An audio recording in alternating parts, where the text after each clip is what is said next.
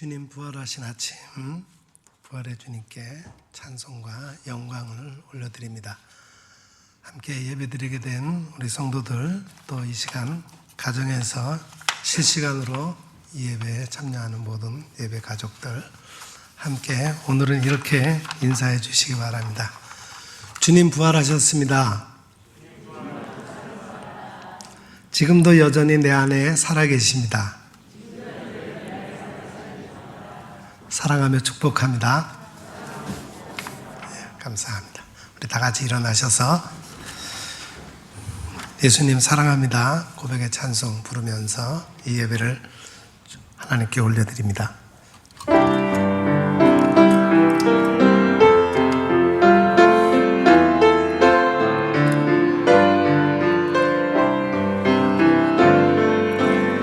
예수 사랑해요. 나 주 앞에 엎드려 경배와 찬양 왕께 드리네. 할렐루야 할렐루야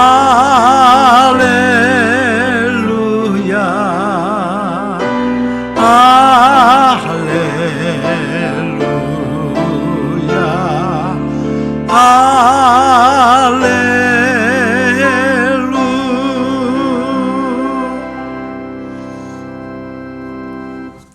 형제들아, 내가 이것을 말하노니 혈과 육은 하나님 나라를 이어받을 수 없고 또한 썩는 것은 썩지 아니할 것을 유업으로 받지 못하느니라.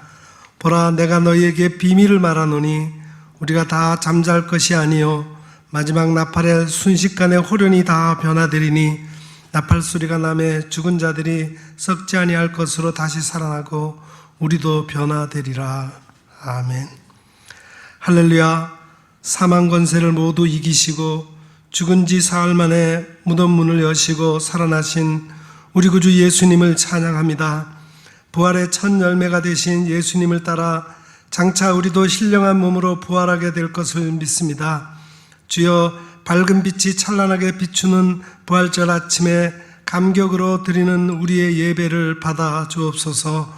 부활의 찬송을 힘차게 부를 때 우리 마음에 도사리고 있던 어둠의 권세가 물러가게 하시고 능력의 말씀을 귀 기울여 들을 때 우리 안에 견실하며 흔들리지 않는 부활의 산 소망이 충만하게 하여 주옵소서. 십자가에 달려 죽으셨으나 하나님의 능력으로 부활하신 우리 구주 예수님의 이름으로 기원하옵나이다. 아멘.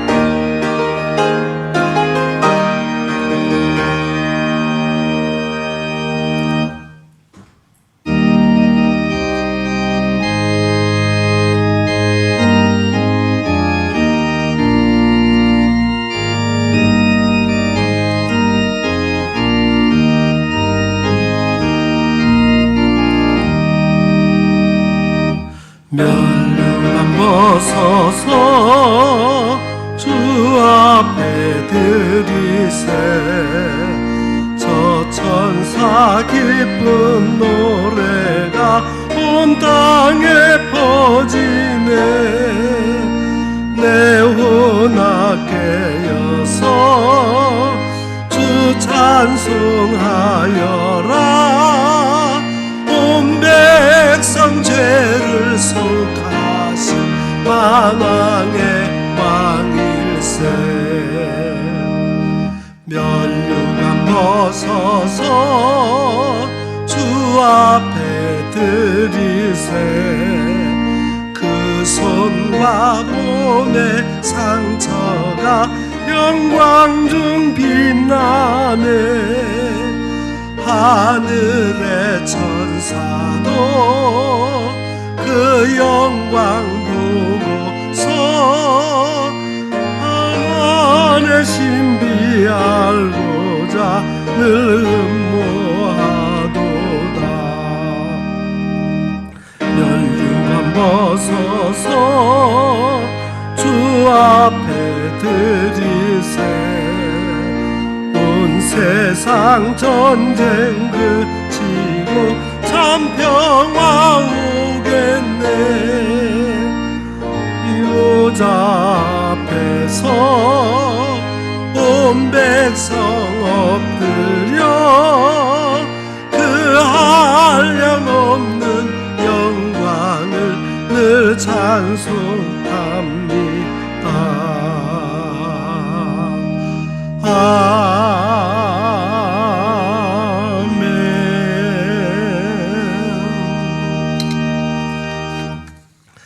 하나님은 우리의 참여하며 통회하는 마음을 기쁘게 받으십니다.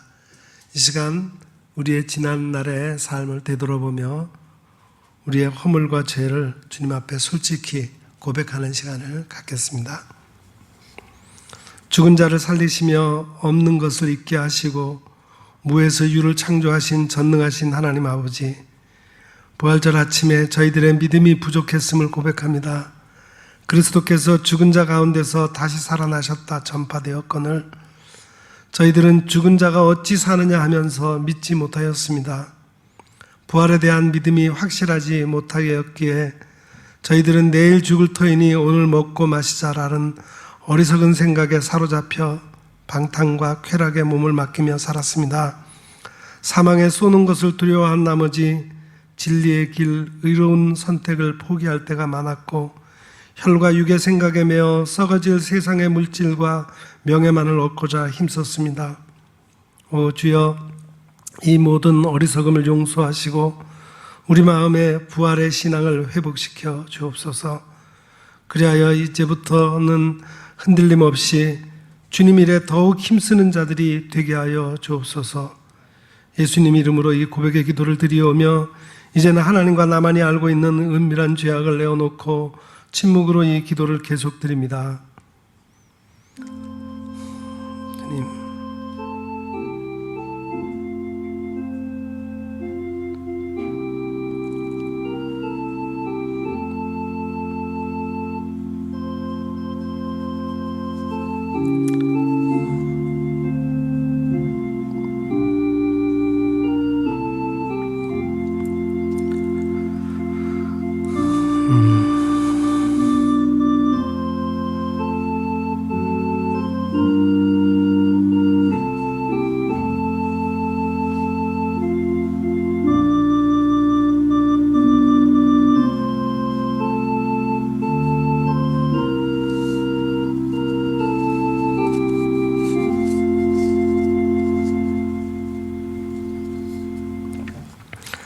진실로 고백하며 참여하는 자에게 용서를 확신케 하며 위로를 주시는 말씀이 여기에 있습니다. 여호와는 마음이 상한 자를 가까이 하시고 중심으로 통회하는 자를 구원하시는도다. 그의 모든 뼈를 보호하시며 그 중에서 하나도 꺾이지 아니하도다. 아멘. 이제는 우리가 함께 우리의 신앙을 사도신경으로 고백드리오니 나는 전능하신 아버지 하나님 천지의 창조주를 믿습니다. 나는 그의 유일하신 아들 우리 주 예수 그리스도를 믿습니다. 그는 성령으로 잉태되어 동정녀 마리아에게서 나시고 본디오 빌라도에게 고난을 받아 십자가에 못 박혀 죽으시고 장사된 지 사흘 만에 죽은 자 가운데서 다시 살아나셨으며 하늘에 오르시어 전능하신 아버지 하나님 우편에 앉아 계시다가 거기로부터 살아있는 자와 죽은 자를 심판하러 오십니다. 나는 성령을 믿으며 거룩한 공교회와 성도의 교제와 죄를 용서받는 것과 몸의 부활과 영생을 믿습니다. 아멘.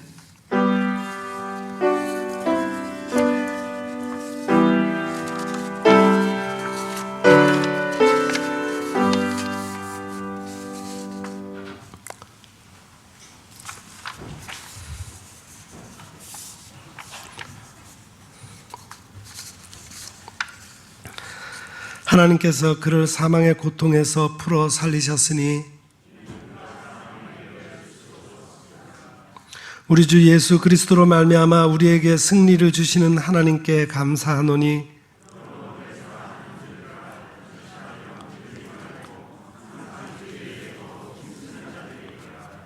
이 말을 할 때 예수께서 친히 그들 가운데 서서 이르시되 너희에게 평강이 있을지어다 하시니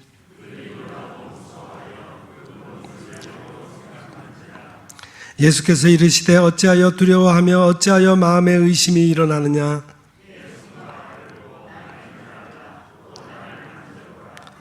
영은 살과 뼈가 없으되 너희 보는 바와 같이 나는 있느니라.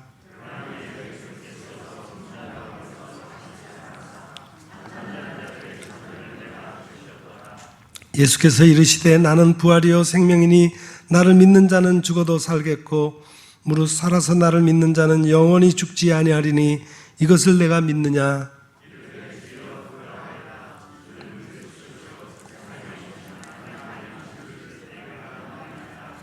아멘.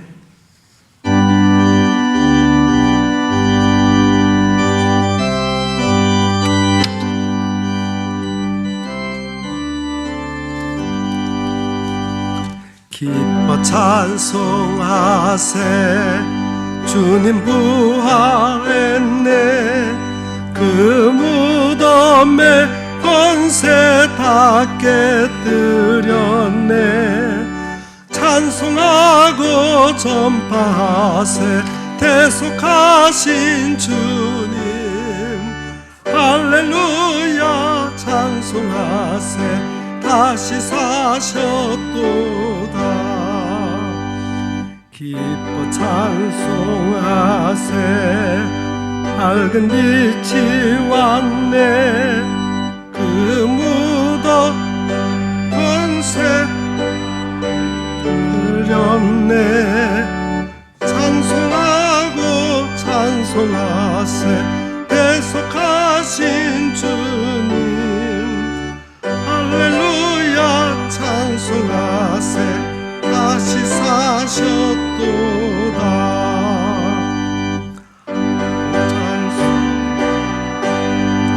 주님 피를 흘려 그 속량과 값을 다 치르셨네 찬송하고 전파하세 대속하신 주님 할렐루야 찬송하세 다시 사셨도다 기뻐 찬송하세 죄를 사했으니 그 속죄한 은혜 다 찬송하세 찬송하고 전파하세 대속하신 주님 할렐루야 찬송하세 다시 사셨도다.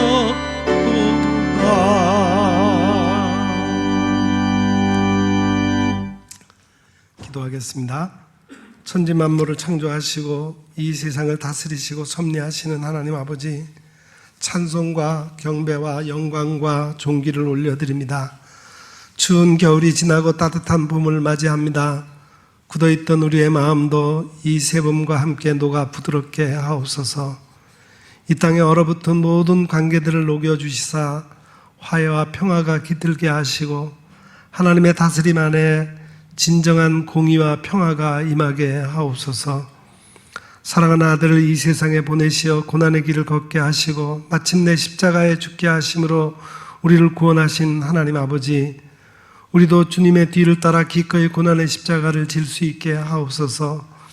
내가 세상을 이기었노라 말씀하신 부활의 주님, 그리스도 안에서의 우리의 삶이 더욱 힘을 얻게 하옵시고 이 계절의 질병으로부터 이기게 하시고 우리에게 부딪히는 고난으로부터 이기게 하옵소서. 시시각각 파고드는 죄와 악의 유혹으로부터 이기게 하옵시며 죽음의 두려움으로부터 승리하게 하옵소서. 우리도 주님과 더불어 이 세상을 이기며 살게 하여 주옵소서. 우리 안에 부활의 소망과 기쁨이 가득하게 하옵소서. 교회의 머리가 되시는 주님, 우리 교회를 사랑해 주셔서 오늘까지 이끌어 주시고 성장시켜 주셨음을 감사드립니다. 우리 교회가 올해 주신 목표를 잘 이행하게 하옵소서. 주여 이제 회복하게 하옵소서.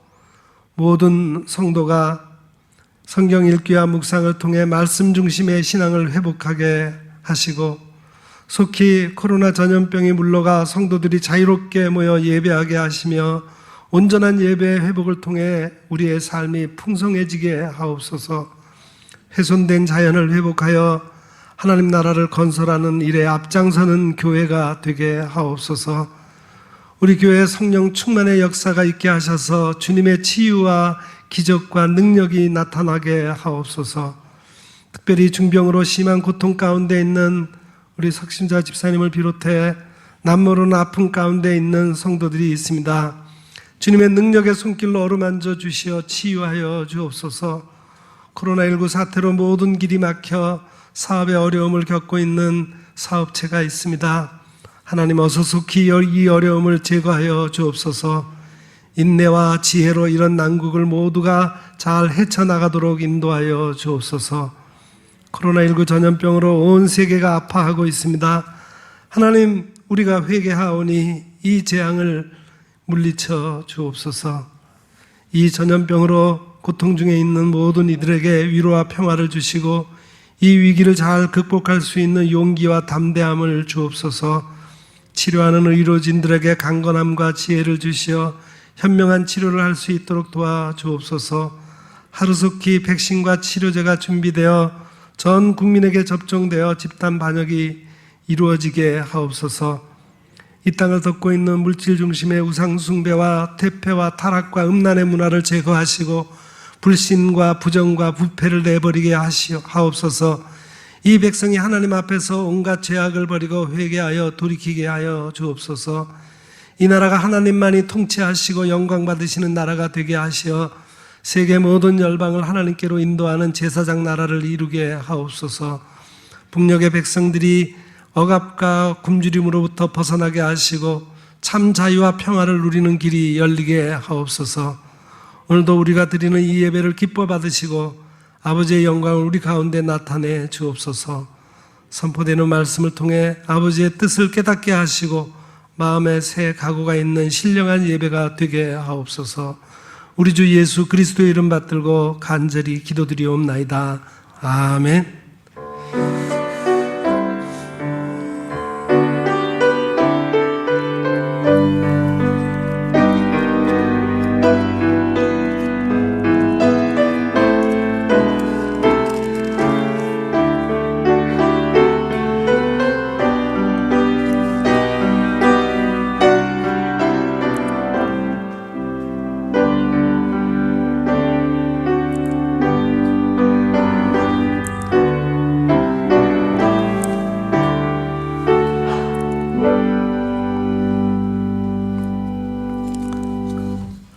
봉헌 시간입니다.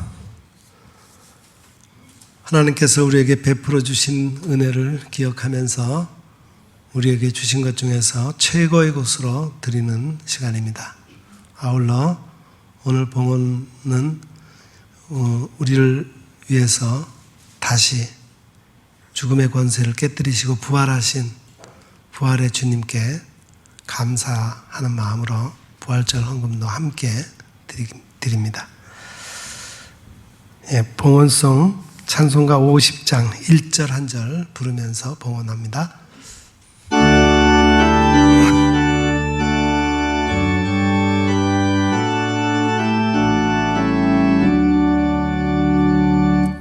내게 있는 모든 것을 아낌없이 드리네. 사랑하고 의지하여 주만 따라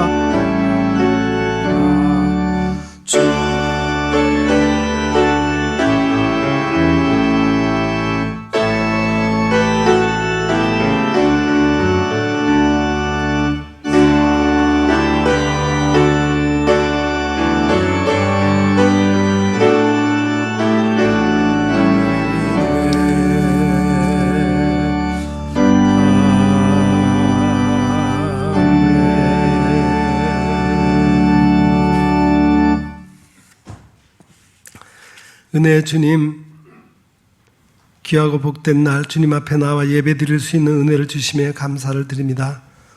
오늘은 특별히 주님의 부활하신 날 우리에게 부활의 산 소망을 갖게 하심을 감사드립니다. 여기 부활의 첫 열매가 되어주신 주님께 감사의 예물을 드리오니 기뻐 받아주시고 이 땅의 절망 가운데 사는 이들을 위해 사용하게 하옵소서. 저희에게 때마다 알맞은 물질을 허락하셔서 주님 안에서 부족함이 없게 살게 하여 주신 은혜를 감사드립니다.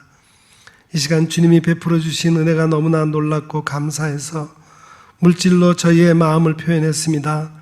11조와 감사의 예물과 선교와 구제를 위한 예물, 장학을 위한 예물 모두 기쁘게 받아주시고 드린 목적에 합당하게 사용하여 주옵소서. 예수 그리스도의 이름으로 이 봉헌의 기도를 드리옵나이다. 아멘.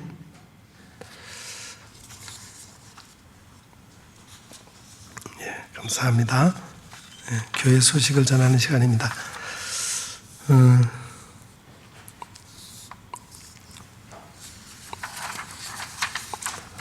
오늘 부활주일인데 부활절 헌금 봉투를 미리 우리 교회가 배부를 못했습니다. 그래서 오늘 드렸는데 혹시 다음에라도 감사하는 마음으로 예물을 봉헌해 주시기 바랍니다.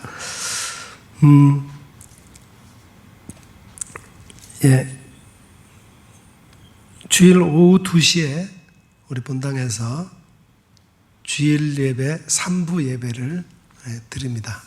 물론 청년 중심의 예배지만 1부, 2부 예배에 참석 못하신 분들, 우리 거리두기 제한 조치로 인해서 우리 교회에서는 50명만 예배를 드릴 수 있으니까 그렇게 드리지 못한 우리 장년들도 주일 오후 2시에 우리 교회 예배가 있다고 하는 거 기억하시고 그 예배에 참여해도 좋겠습니다.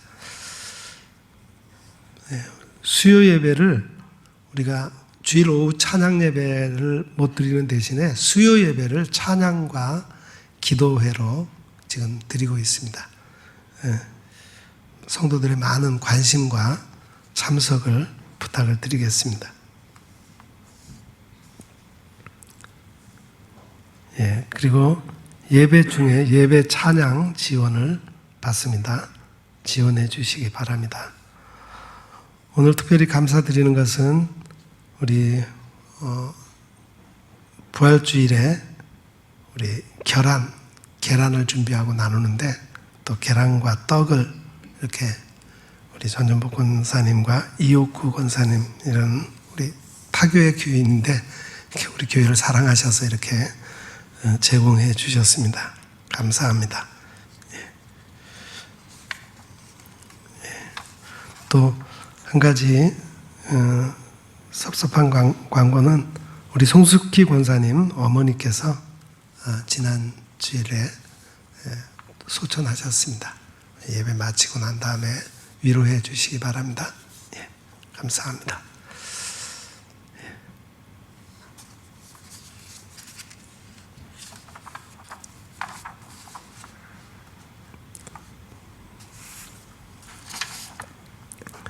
이제 말씀 듣는 시간입니다. 오늘 우리에게 주시는 하나님의 말씀은 고린도전서 제15장 1절부터 11절 말씀입니다.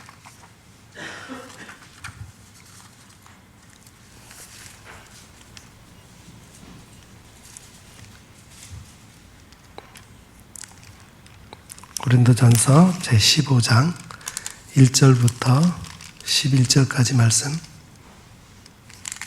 이제 제가 받들어 읽겠습니다. 형제들아, 내가 너희에게 전한 복음을 너희에게 알게 하노니 이는 너희가 받은 것이요 또 그 가운데 선 것이라. 너희가 만일 내가 전한 그 말을 굳게 지키고 헛되이 믿지 아니하였으면 그로 말미암아 구원을 받으리라. 내가 받은 것을 더 먼저 너희에게 전하였노니 이는 성경대로 그리스도께서 우리 죄를 위하여 죽으시고 장사 지낸 바 되셨다가 성경대로 사흘 만에 다시 살아나사 게바에게 보이시고 후에 12 제자에게와 그 후에 500여 형제에게 일시에 보이셨나니 그 중에 지금까지 대다수는 살아있고 어떤 사람은 잠들었으며 그 후에 야고보에게 보이셨으며 그 후에 모든 사도에게와 맨 나중에 만삭되지 못하여 난 자 같은 내게도 보이셨느니라. 나는 사도 중에 가장 작은 자라. 나는 하나님의 교회를 박해하였으므로 사도라 칭함 받기를 감당하지 못할 자니라. 그러나 내가 나된 것은 하나님의 은혜로 된 것이니 내게 주신 그의 은혜가 헛되지 아니하여 내가 모든 사도보다 더 많이 수고하였으나 내가 한 것이 아니요 오직 나와 함께 하신 하나님의 은혜로라. 그러므로 나나 그들이나 이같이 전파하며 너희도 이같이 믿었느니라. 아멘. 오늘 찬양은 우리 예전에 우리 찬양대가 칸타타, 부활절 칸타타 한 곡 중에서 이렇게 한 곡을 선정해서 찬양하겠습니다. 할렐루야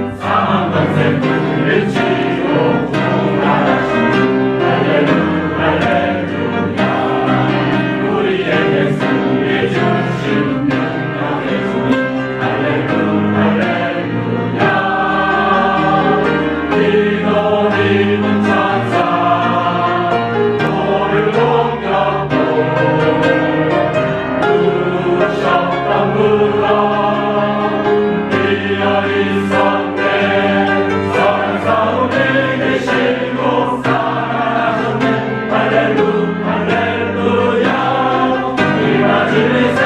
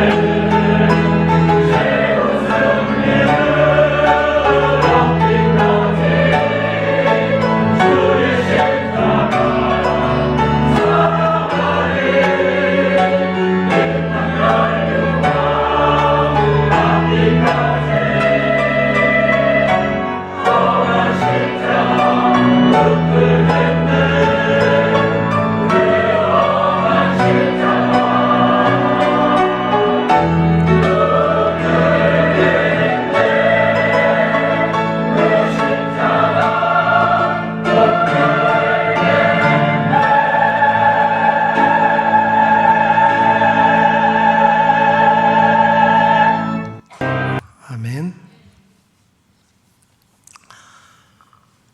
오늘은 전 세계 교회가 한 마음으로 예수님의 부활을 축하하며 예배를 드리는 날입니다. 우리 기독교는 지난 2000년 동안 줄곧 예수님의 부활을 기념하며 예배를 드려왔습니다. 성경에 약속하신 대로 예수님은 부활하셨습니다. 성경을 보면은 약속이 참 많이 나와 있습니다. 신약과 구약이라는 말도 약속이라는 뜻이죠. 옛날에 있었던 약속이 구약이고 새로 주어진 약속이 신약입니다. 성경을 보면은 그 안에 모두 약속으로 가득 차 있어요. 예수님은 그 약속대로 이 땅에 오셔서 활동하시다가 십자가에 달려 죽으시고 장사 지내시고 성경의 약속대로 사흘 만에 다시 살아나셨습니다. 부활은 믿기 쉽지 않은 문제죠. 고린도 교회 교인들도 이에 대해서 의문을 제기했습니다. 당시 고대 그리스 철학에 따라서 몸이 다시 살아나는 것에 대한 부정적인 기류가 어느 사이인가 교인들 사이에 들어왔을 겁니다. 그러니 고린도전서 15장 12절처럼 죽은 자 가운데서 부활이 없다 이렇게 당당하게 주장하고 그 뒤에 35절에 나오는 것처럼 죽은 자들이 어떻게 다시 살아나며 어떠한 몸으로 오느냐 이렇게 부정적인 시각을 공공연하게 드러낸 사람들이 많이 생겼어요. 바울은 이런 주장에 대해서 자신과 다른 제자들 모두가 예수 부활의 증인들임을 밝힙니다. 즉 부활을 알리는 일에 함께 힘을 합한 것이죠. 이를 통해 부활이 교회의 핵심이고 신앙의 정점임을 밝히고 있습니다. 기독교 교리에서 가장 중요한 것이 예수님의 부활이라는 사실은 누구나 다 인정합니다. 예수님이 죽은 자들로부터 3일 만에 부활하셨기에 예수를 믿는 우리도 부활할 것이라고 믿습니다. 문제는 부활이 무엇이냐 하는 질문에 서로 대답이 다르다는 거예요. 지금 여기 모이신 여러분들도 생각이 다를 겁니다. 어떤 사람은 이것을 문자 그대로 사람이 죽었다가 다시 사는 것이라고 생각을 합니다. 복음서에 나온 나사로나 야이로의 딸이나 나인성 과부의 아들처럼 말입니다. 이런 생각은 잘못입니다. 사람은 본래 죽었다가 소생할 수 없지만 설령 그런 일이 일어났다 하더라도 그것을 성경이 가리키는 부활이라고 말할 수 없습니다. 소생한 사람은 다시 죽지만 부활의 예수님에게는 다시 죽는 일이 일어나지 않기 때문입니다. 예수님이 지금 일반적으로 사람들이 생각하는 것처럼 부활하신 것이라면 자신을 재판하고 죽음에 넘겨준 사내들인 공회의 종교 권력자들과 로마 총독 빌라도 앞에 나타나셨어야만 합니다. 부활의 예수님은 제자들이나 제자 집단에 속한 일부 사람들 외에는 어느 누구에게도 나타나지 않으셨습니다. 또한 예수님은 세상에 계속 남아서 사람들에게 하나님이 살아계시다는 사실을 전하셨어야만 합니다. 그런데 예수님은 승천하셔서 더 이상 세상에서 사람들을 만나지 않으십니다. 예수님의 부활에 대한 이야기에는 우리가 이해할 수 없는 내용이 많은데도 불구하고 제자들과 초기 기독교인들은 예수님이 부활하셨다는 사실을 가장 중요한 복음으로 받아들였습니다. 그 근거가 무엇입니까? 부활의 실질적인 의미는 무엇인가요? 예수 부활 문제를 가장 진지하고 확실하게 접근한 사람은 바울입니다. 그는 고린도전서 15장 전체를 부활에 대한 설명으로 채웠습니다. 복음서에 나오는 부활 이야기는 남에게 전해들은 간접적인 진술이지만 고린도전서 15장은 바울의 직접적인 진술입니다. 오늘 우리가 설교 본문으로 읽은 대목에는 특별한 내용이 나옵니다. 예수 부활의 증인들의 목록이 나온다는 거예요. 게바, 베드로를 말하는 거죠. 12제자, 500여 형제, 야고보, 모든 사도 바울이 그들입니다. 한두 사람이 아니라 여러 사람들에게 각각 다른 상황에서 경험된 것이기에 예수 부활이 확실하다는 사실을 바울은 여기서 강조하고 있습니다. 500여 형제들에게 일시에 경험되었다는 것이 실제로 무엇인지에 관해서는 바울은 자세히 설명하지 않습니다. 신약 성경의 다른 데서도 이에 관한 이야기는 없어요. 복음서에 나오는 부활 경험 이야기는 대개 소수 사람과 관계가 됩니다. 사도행전에 거론되는 120명의 숫자에서 크게 차이가 납니다. 도대체 그 많은 사람들은 실제로 무엇을 본 것일까요? 당시에도 부활에 대한 몇 가지 오해가 있었습니다. 바울은 부활을 논증하는 고린도전서 15장 50절에서 혈과 육은 하나님 나라를 이어받을 수 없고 또한 썩는 것은 썩지 아니하는 것을 유업으로 받지 못한다 말했습니다. 부활을 실제 육체의 소생이라고 생각한 사람들을 비판한 것입니다. 예수님도 사두개인들과 부활 논쟁에서 부활 때에는 장가가거나 시집가는 일이 없고 하늘의 천사들과 같아진다 말씀하셨습니다. 부활이 혈과 육이 아니라고 해서 혼령에 불과하다는 것은 아닙니다. 복음서의 설명에 따르면 부활의 주님은 제자들과 함께 먹기도 하셨습니다. 바울은 부활을 질적으로 변화된 생명으로 보았어요. 고린도전서 15장 52절 53절은 다음과 같습니다. 나팔 소리가 나며 죽은 자들이 썩지 아니할 것으로 다시 살아나고 우리도 변화되리라. 이 썩을 것이 반드시 썩지 아니할 것을 입겠고 이 죽을 것이 죽지 아니함을 입으리로다. 썩을 것은 현재의 삶을 말합니다. 지금 이 삶이 없어지는 것이 아니라 썩지 않는 것으로 옷 입듯이 입혀지는 겁니다. 그게 구체적으로 무엇인지 우리는 모릅니다. 그 생명은 하나님 안에 감추어진 것이기 때문입니다. 썩을 것이 썩지 아니할 것으로 덧입혀진다거나 하나님 안에 감추어진 생명이라는 말은 손에 잘 잡히지 않습니다. 더 이상 쉬운 설명은 어렵습니다. 그런 설명은 약장수에게서나 들을 수 있습니다. 예를 들어서 노자의 도덕경 첫머리에 나오는 도가도 비상도, 도를 도라고 하면 이미 도가 아니다. 이 말이 어렵게 들리기는 하지만 의미 없거나 실체가 없다고 생각하는 사람은 없습니다. 주께는 하루가 천년 같고 천년이 하루 같다. 베드로후서의 말씀을 실제로 느끼기는 어렵지만 어느 누구도 그 말씀이 진리가 아니라고 말하지 않습니다. 썩을 것이 썩지 아니할 것을 입고 죽을 것이 죽지 아니함을 입는다는 말도 이와 비슷한 겁니다. 바울의 이러한 설명은 어떤 결정적이고 절대적인 사건에 대한 경험에서 나왔습니다. 그것이 바로 예수님의 부활입니다.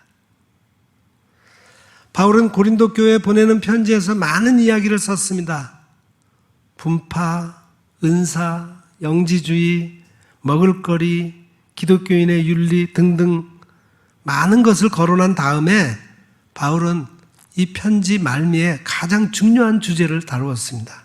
그게 바로 이 15장의 부활입니다. 예수 부활이야말로 바울이 생각하는 복음의 진수입니다. 3절 4절을 다시 읽어보겠습니다. 내가 받은 것을 먼저 너희에게 전하였노니 이는 성경대로 그리스도께서 우리 죄를 위하여 죽으시고 장사 지낸 바 되셨다가 성경대로 사흘 만에 다시 살아나사. 이 구절에 복음의 진수를 가리키는 세 문장이 나옵니다. 첫째는 그리스도께서 죽으셨다는 겁니다.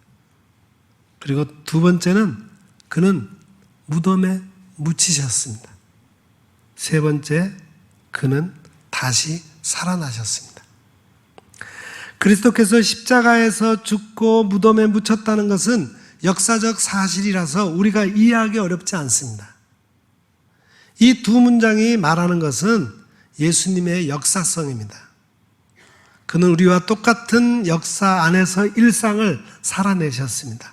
반면에 그가 다시 살아나셨다는 문장은 우리의 일상을 벗어납니다. 예수님이 다시 살아나셨다는 말은 예수님이 너무 그리워서 환영을 보았다는 뜻일까요? 예수님의 가르침을 제자들이 사람들에게 열정적으로 전했다는 뜻일까요?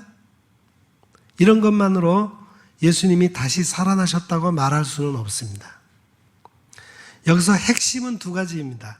하나는 제자들이 예수님을 살아있는 자로 경험했다는 것이며, 다른 하나는 이 경험을 통해서 제자들이 죄와 죽음으로부터의 해방을 경험했다는 것입니다. 이 두 가지는 서로 연결됩니다. 이쪽 경험이 저쪽에 영향을 끼치고 거꾸로도 영향을 끼칩니다. 예수님의 운명하심을 통해 제자들이 죄와 죽음으로부터 해방되는 경험을 했기에 그들은 예수님을 지금 살아있는 자로 인식하고 고백할 수 있었습니다. 이 두 가지 경험을 관통하는 키워드는 예수를 통한 절대 생명입니다. 제자들은 예수를 통해서 살아있다는 게 무엇인지를 알게 되었습니다. 단순히 세상에서 사는 동안에 살아있는 것을 뛰어넘는 생명입니다. 영원한 생명이죠. 그들은 예수를 믿으면 영생을 얻는다는 믿음을 갖게 되었습니다. 예수가 다시 부활했다는 말과 예수를 믿음으로 영생을 얻는다는 말은 결국 같은 의미입니다. 요한복음 기자는 죽었던 나사로를 예수님이 살린 사건을 전하면서 예수님의 말씀을 이렇게 전했습니다. 나는 부활이요 생명이니 나를 믿는 자는 죽어도 살겠고 무릇 살아서 나를 믿는 자는 영원히 죽지 아니하리라. 바울이 제시한 부활 증인의 목록들을 다시 보십시오. 게바, 베드로로부터 시작해서 마지막으로 바울까지 나옵니다. 이 두 사람 사이에 여러 층의 사람들이 등장합니다. 야고보는 예수님의 동생입니다. 바울은 예수 추종자들을 박해하다가 나중에 교회 공동체에 들어온 사람입니다. 시간적으로 볼 때 바울은 예수님이 부활 승천하신 이후의 사람입니다. 이들에게 부활의 예수 그리스도가 나타나셨다고 합니다. 나타나셨다는 말은 은유입니다. 경험되었다고 보는 게 더 정확한 표현일 거예요. 노래를 작곡하거나 그림을 그리는 사람들은 소리가 자기에게 찾아왔다거나 그림이 자기를 찾아왔다고 말합니다. 찾아왔다거나 나타났다는 말은 예술가들이 그것을 경험했다는 뜻입니다. 부활의 주님이 여러 종류의 사람들에게 서로 다른 시간대에 나타났다는 말은 그들이 예수를 절대 생명으로 경험했다는 뜻입니다. 이런 설명을 듣고 예수님이 실제로 다시 살아나신 게 아니란 말인가 하고 생각하면 제가 지금 설명을 잘못했던지 제 설명을 오해한 것입니다. 예수님이 다시 살아나셨다는 진술의 실체적 진실을 알고 경험하는 게 중요합니다. 부활을 무슨 주술적인 현상으로 보는 것은 신앙적으로 올바른 태도가 아닙니다. 앞에서 언급한 것처럼 바울도 분명히 혈과 육으로 다시 사는 게 아니라고 했어요. 마술사가 죽은 사람을 살리는 것처럼 기독교의 예수 부활 문제를 접근하는 것은 복음 전파라는 관점에서도 문제가 많습니다. 우리에게 오늘의 세계관과 실제론에 근거해서 예수 부활을 변증해야 할 책임이 있습니다. 우리가 예수님 부활의 증인이라는 교회의 전통에 바르게 서려면은 예수님이 왜 우리에게 절대 생명인지를 알아야 하고 더 나아가서 다른 이들에게 그것을 해명할 수 있어야 합니다. 이건 기독교 복음을 다른 사람에게 전하기 위한 것만이 아니라 우리 기독교인 개개인의 구원과도 직결됩니다. 생명을 얻는다는 게 무엇인지를 꼼꼼하게 생각할 줄 모르면 기독교인의 정체성에 문제가 발생하고 이로 인해서 결국 삶 자체가 기독교 영성과는 거리가 멀게 됩니다. 저는 여러분들이 평소에도 부활과 영생과 구원을 깊이 생각했으면 합니다. 세상살이에 쫓겨서 그걸 생각할 여유가 없는 분들도 많겠지만 더 많은 경우는 기독교 신앙에 관해서 이미 알만한 것을 다 안다고 생각하는 것입니다. 그래서 이런 문제에 대한 공부를 차일피일 미룹니다. 이렇게 나이가 들면서 우리 영혼은 건조해지고 위축되고 다른 한편으로 과민해지면서 삶 자체가 초라해집니다. 겉으로는 그럴듯하게 보이겠지만 실제로는 초라해집니다. 건강은 건강할 때 챙겨야 한다는 말이 있듯이 영혼의 건강도 아직 생기가 있을 때 챙겨야 합니다. 그게 바로 오늘 본문에서 바울이 말한 것처럼 예수가 죽고 무덤에 묻히고 다시 살아났다는 복음의 중심 안으로 들어가는 것입니다. 예수를 믿으면 절대 생명을 얻는다는 사실을 날이 갈수록 더 생생하게 느끼는 삶을 가리킵니다. 지금 여러분은 어떻습니까? 다시 묻습니다. 예수님을 통해서 영원한 생명을 얻는다는 것이 무슨 뜻일까요? 모든 사람은 죽습니다. 그것을 아무도 부정할 수 없어요. 영생을 얻는다는 말은 우리가 죽지 않는다는 뜻이 아니라는 게 분명합니다. 따지고 보면은 우리가 죽지 않는다고 해서 그것이 구원받았다는 확실한 증거가 되지도 못합니다. 우리의 수명이 늘어서 1000년을 산다고 해도 그것이 행복의 절대 조건은 아닙니다. 영생을 확인하려면은 우선 우리를 죽이는 힘이 무엇인지를 알아야 합니다. 그것은 자신이 인정받지 못한다는 생각입니다. 인정받지 못한다고 여기는 사람은 절망하고 그 절망으로 인해서 죽음에 이릅니다. 우리의 삶은 부단히 인정투쟁의 과정이라고 할 수 있어요. 돈을 벌고 출세하는 것도 다 투쟁이자 욕구입니다. 간혹 자식을 그런 대상으로 여기기도 합니다. 자식이 잘 돼야 내가 인정받는다고 생각합니다. 그래서 자식이 혹여 잘못되면 내가 견디지 못합니다. 절망합니다. 이런 욕구는 달성될 수 없습니다. 그런데도 우리는 죽을 때까지 그런 인정 투쟁에 매몰됩니다. 예수님은 당시 모든 세력으로부터 거절당한 대표적 인물입니다. 그는 심지어 십자가 위에서 하나님으로부터 거절당했다고 토로했습니다. 그 말이 바로 엘리 엘리 라마 사박단이 아닙니까? 나의 하나님 나의 하나님 어찌하여 나를 버리셨나이까? 당시 상황에서는 그런 생각을 할 수밖에 없었습니다. 제자들과 초기 기독교인들은 바로 그 예수님이야말로 하나님에게 인정받은 분이라는 사실을 알게 되었습니다. 그것이 바로 부활 경험인 것입니다. 하나님의 십자가에 달려서 죽고 땅에 묻힌 예수를 제자들에게 살아있는 자로 경험하게 했습니다. 제자들은 예수님을 통해서 더 이상 세상으로부터 인정받는 것에 매달리지 않게 되었습니다. 그들은 세상의 힘으로부터 해방되었습니다. 세상과 삶을 전혀 새롭게 받아들일 수 있었습니다. 그들에게 예수님은 지금 여기 살아있는 존재였습니다. 그들에게 예수님은 진리이고 생명이었습니다. 그 생명이 절대적인 것이었기에 그들은 영생이라고 과감하게 외칠 수 있었습니다. 이런 제자들의 경험에 공감하려면 생명에 대한 생각을 바꿔야 합니다. 세상의 요구에 길들여져서 생활 조건을 확대하는 것이 생명을 얻는 게 아닙니다. 만약 이 세상에서 건강하고 유복하게 장수하는 게 생명을 얻는 것이라면 예수님이야말로 가장 불행한 사람이었습니다. 예수는 특별한 운명을 살았습니다. 그의 운명은 불행했습니다. 그러나 그로 인해서 그의 제자들은 새로운 생명의 세계를 알게 되었습니다. 이것이 바로 우리의 죄를 대신해서 예수님이 십자가를 지셨다는 뜻입니다.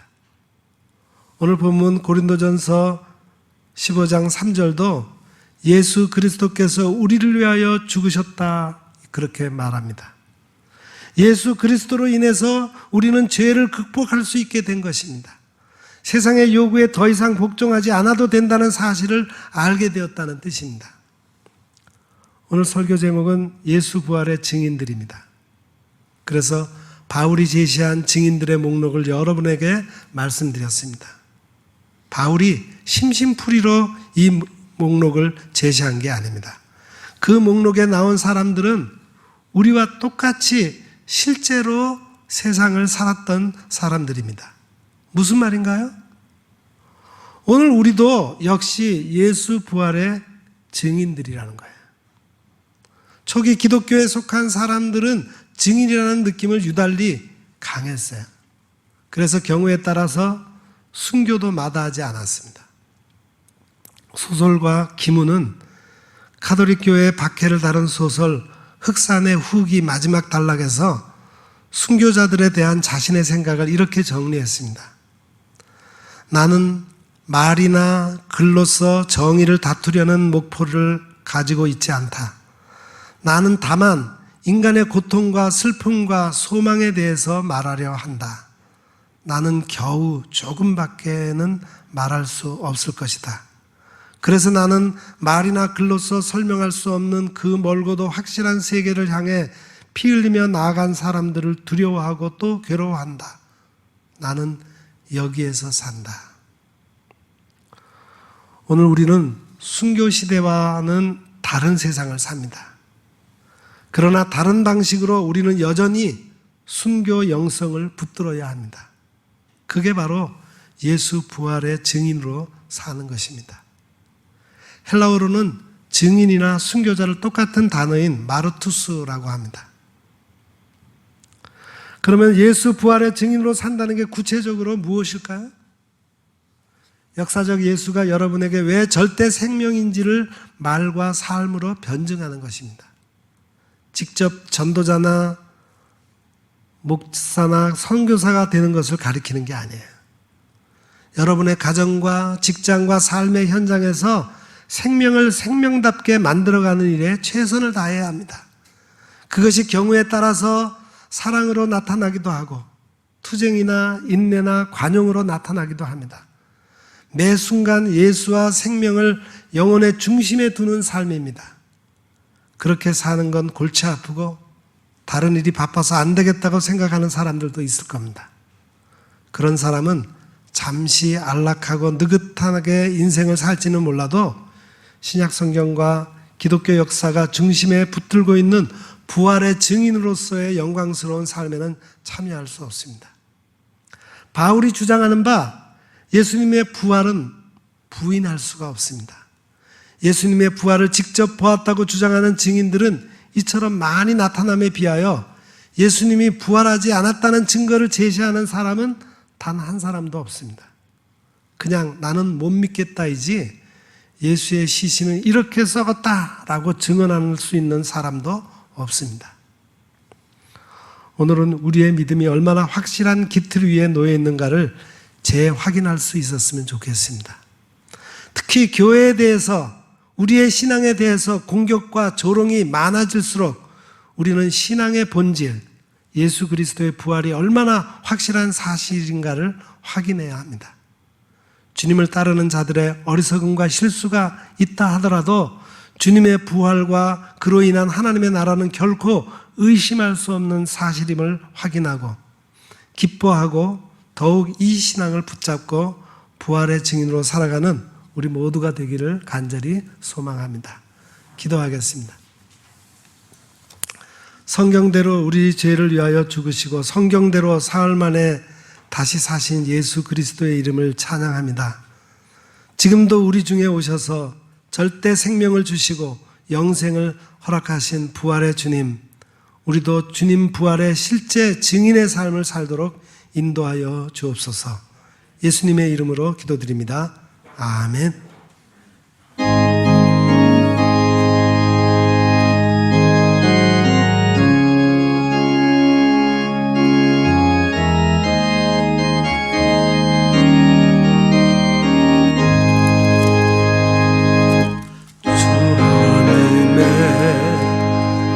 독생자 예수 날 위하여 오시었네. 내 모든 죄 사시려고 십자가 지셨으나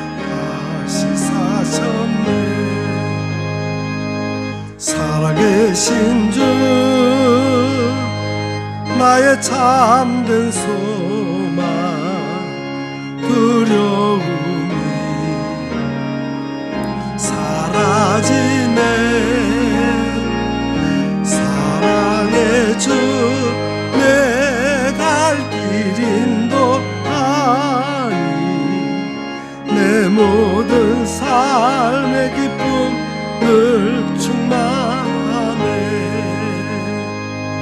주 안에서 거듭난 우리 기뻐하며 찬양하리 가슴 속에 넘치는 확신 우리의 가는 길에 소망 넘치네 살아계신 주 나의 참된 소망 두려움이 사라지네 사랑의 주 내 갈 길 인도하니 내 모든 삶의 기쁨 늘 충만하네 선한 싸움 다 마친 후에 우리 주님 배우리라 사망 권세 다 물리치고 주님이 다스리니 영광 넘치네 살아계신 주 나의 참된 소망 두려움이 사라지네 사랑의 주 내 갈 길 인도하니 내 모든 삶의 기쁨 늘 충만하네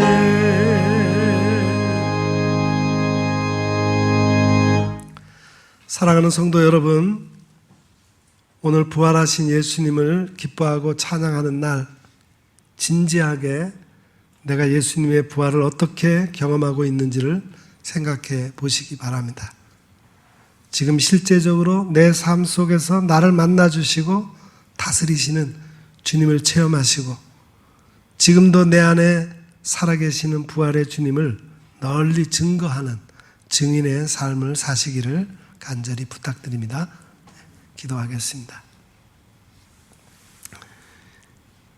이제는 하나님의 약속대로 이 세상에 오셔서 우리를 대신해서 십자가에 달려 죽으셨다가 사흘 만에 다시 살아나심으로 우리의 영원한 산 소망이 되신 우리 구주 예수 그리스도의 은혜와 하나님 아버지의 그 무궁하신 사랑하심과 성령님의 감화, 감동, 위로, 교통, 충만하심의 역사가 부활의 주님을 나의 구체적인 삶 속에서 체험하면서 그 주님의 부활의 증인되기로 마음에 다짐하는 여기 머리 숙인 주의 거룩한 백성들 위에와 그 가정과 생업 위에 또한 우리 온 교회와 이 나라 이 민족 위에 이제로부터 영원 무궁토록 함께 하옵시기를 간절히 축원하옵나이다.